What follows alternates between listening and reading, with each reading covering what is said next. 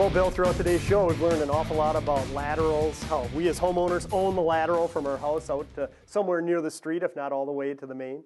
Yeah, it varies by community. Some communities you own it all the way up to the tree lawn, some you own it all the way up to the street where it connects to the city sewer system.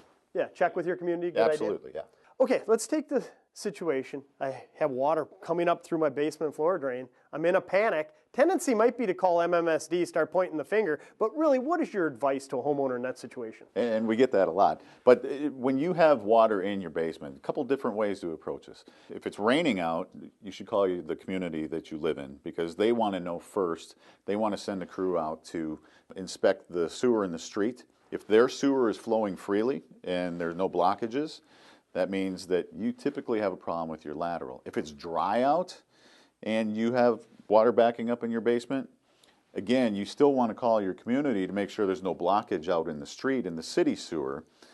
But 9 times out of 10, when it's dry out and you're having a problem, that means that your lateral is plugged and the water you used in the house that morning or for lunch or whatever can't get out of the lateral and it's backing up to the lowest point, which is the floor drain in your basement. Sure, and probably, as Justin said, good idea, check with your neighbors too. Yeah, absolutely.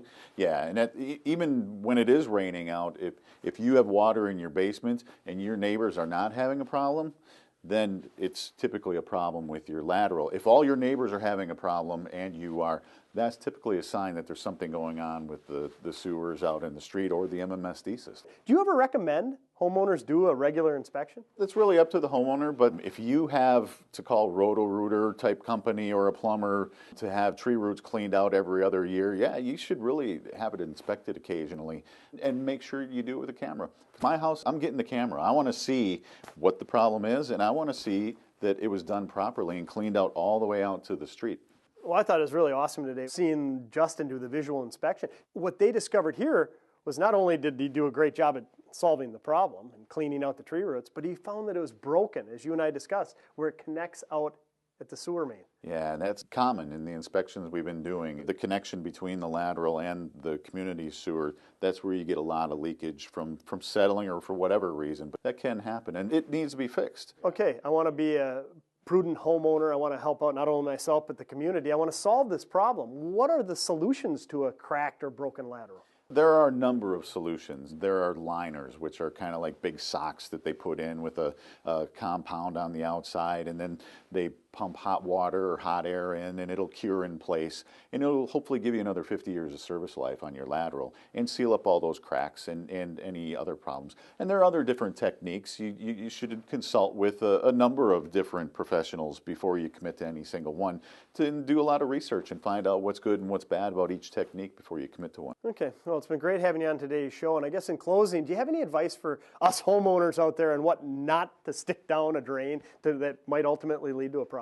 Yeah, absolutely. You use fats, oils, and grease. They call it fog. And if you're using cooking oil, pour it down the drain. Try to wipe out as much as you can from the pan and put that in the garbage, or pour it into a container and then pour that into the garbage, or seal it and put it in the garbage. But those things can really lead to very expensive problems down the road. Yeah, and you know, a plumber told me one time, he said one of the worst they run into is pastas. They tend to swell up and actually plug up. They coagulate right in there and plug it up, and it's very difficult to remove without actually cutting the pipe out. Yeah, and think about all those tree roots that you saw. And if you get just a little bit of fat and oil and grease accumulating on those over and over and over, and eventually it just ends up sealing up, and you end up with water that you use for the shower that morning, can't get out of the lateral. Again, it's coming up through the floor drain in your basement. No one wants to wake up that way, and no one wants to be called at lunch, we have a problem at home. So Sure, exactly. Just avoid it and put it in the garbage. Well, it all makes sense to me. I really appreciate you coming on today's show. It's been enjoyable learning more about the problem, but even better yet, the solutions that we can all do to help us and our communities thrive. Thanks for helping, Stu. It's been my pleasure.